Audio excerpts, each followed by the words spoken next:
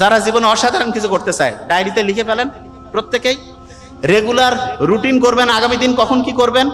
খাওয়া দাওয়ার মধ্যে প্রথম হচ্ছে ঠিকভাবে পানি খাওয়া, পানি।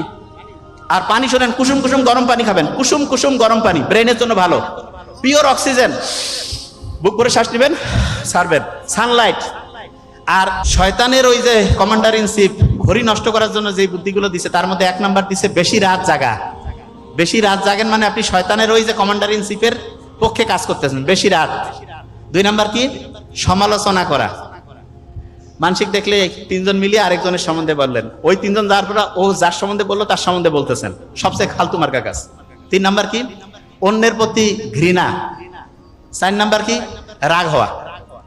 সবচেয়ে ভালো কোনটা তাইলে? ভালো হচ্ছে মাফ করা। কি বলেন তো?